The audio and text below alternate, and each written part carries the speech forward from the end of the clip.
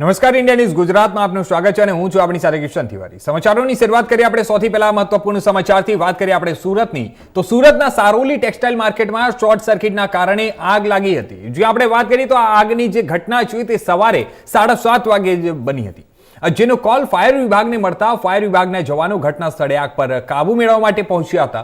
અને જો કે આગ મોટી હોવાના કારણે ફાયર દ્વારા તાત્કાલિક બ્રિગેડ કોલ જાહેર કરવામાં આવ્યો હતો। આ સાથે જ 25 જેટલી ફાયરની ગાડીઓ આગ પર કાબુ મેળવવા માટે ઘટના સ્થળ પર પહોંચી ગઈ હતી। ફાયરની ટીમે આશરે 1 કલાકની ભારે જહેમત બાદ આગ ઉપર કાબુ મેળવી લીધો હતો। સદનસીબે આ ઘટના દરમિયાન કોઈ પણ જાનહાનિ થઈ નથી। હાલમાં ફાયર વિભાગ દ્વારા માર્કેટમાં કુલિંગ પ્રક્રિયા હાથ ધરવામાં આવી છે।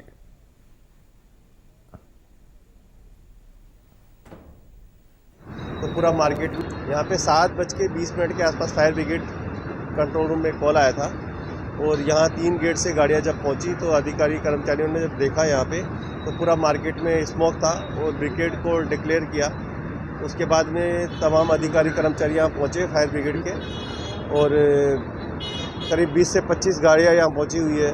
कूलिंग करने के बाद थोड़ा स्प्रे वगैरह पानी का जब किया तो स्मोक रिड्यूस होने के बाद पता लगा कि सेकंड बेसमेंट में फायर हुआ है और अभी स्थिति पूरी तरह से कंट्रोल में है और कोई इजा जाने नहीं है।